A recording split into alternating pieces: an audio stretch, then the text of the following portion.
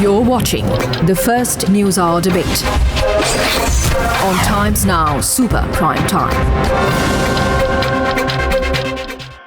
Indira Jaisingh, Additional Solicitor General and Senior Advocate Mrunalini Deshmukh on our first debate on the Newshour tonight. Indira Jaisingh, I'm quite surprised here. First of all, we now are told that the Supreme Court has issued a fresh statement, but I'm surprised that in the first release which the Supreme Court gave out, it actually named the victim.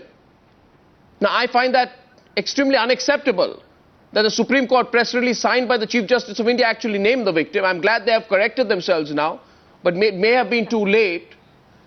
But in any case, without going into that, the Supreme Court says that we are not taking any action on this. Who will take the action then? The law is very clear. There are a variety of institutions which have to respond to a situation of this kind. The Supreme Court has responded, and as they say, they responded because this whole affair had a direct bearing on the institution's reputation and credibility. Now, the institution that is required to respond is the police. Information is now in the public domain through a press release that prima facie 3 sitting judges of the Supreme Court are satisfied that there has been conduct, unwelcome, verbal, non-verbal, of a sexual nature. I think the police have to respond. The police then have to file a case. Mrunalini, what do you think should be the follow-up action? Police file a case in this matter very quickly, and after that, because if the Goa police could suo moto file a case against Tarun Tejpal, in this case the Delhi police, because the crime has been committed in Delhi, should be filing a case overnight without wasting any time. See, what the police is supposed to do, obviously they will be doing. But what I want to bring to the notice of all your viewers here is that the exemplary nature in which the judiciary has stood up to the claims made by an intern which is there. After going through the investigation, having affidavits filed by the witnesses, her statement and also the statement of the retired justice, they have come to the conclusion that this is what they... So a prima facie case has been made out. What we are trying to say here that a prima facie case does not prove the ultimate. And today, in my opinion, whatever are the legal recourse that needs to be taken, which is there in law, what do you mean prima facie case? I mean, one second, Mrunalini, Mrunalini, what are you talking about? Here are top Supreme Court judges. They sit down, they look at the material that they have with them. They say there's a prima facie case. You are saying it's not the ultimate? Indira Jaisingh, Mrunalini Deshmukh's argument is that even the... Arnab, what I'm trying to say is that the observations of the judges are that they feel prima facie it is an unwelcome behavior on the part of the justice which is there. Now this is their prima facie as the word itself says, and with utmost respect to all the 3 judges which are there, and obviously the highest judiciary of the country, and they have made a very, very responsible statement. The reason what I'm trying to bring to your notice is it's a very responsible statement which has been made, and I cannot say that they have indicted in the real word or in the real sense of the word as we understand, is the way I look at it as a lawyer. This is not about the justice. This is not about the girl. I'm not quite getting it, Indira Jaisingh. We're splitting hairs here. Either he has done this or he's not. Right? Either he has sexually harassed the girl, sexually assaulted the girl, or he's not. Look, no, we are not splitting hairs here. What this goes to, the question is, prima facie, what is the implication of that? The implication is he holds the high office of the chair of the West Bengal Human Rights Commission, okay? It is an office of trust. It is an office held in public interest. Now, when there's a prima facie indictment, let's not split hair. It is an indictment, though prima facie. He has to resign. That's the point. It's a standard. It's a legal standard. No, he's not resigning. This is the embarrassing situation in which he's not resigning. And who cares here about the institutional integrity of a state human rights commission? It's almost as if a former Supreme Court judge is going to arrogate to himself whether he considers the situation to be such. There can be headline after headline, people can be angry about it, but the ex-Supreme Court judge has decided the time has not come for him to resign yet. Right. How fair is that? Right. How fair is that, Indira Jaisingh? it's not just unfair, it's immoral and it's illegal.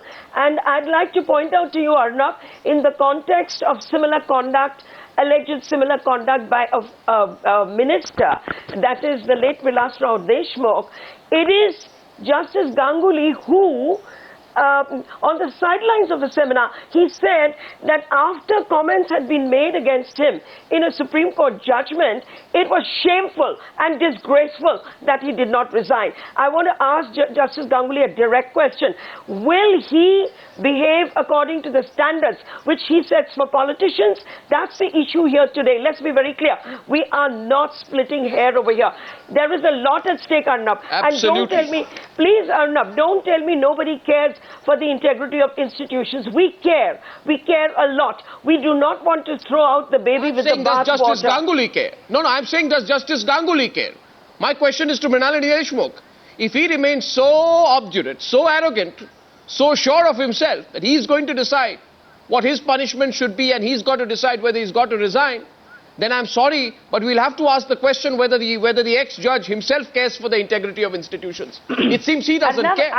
If he cared, he would have stepped down by now. Mrunalini. Arnab, I'm not here to decide what Justice Ganguly should do.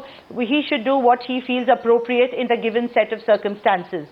So I'm no one here to opine on what a particular individual should do. I am on the process. And let us please understand the process is where I'm coming from. If the police needs to register an FIR, which is a logical conclusion of the report which is there, they will do it. Then there is step 2. There's a trial. There is a court. So let us all follow the process. Could the Supreme Court not have said? Could the Supreme Court not have said that it expects an FIR to be filed in this case?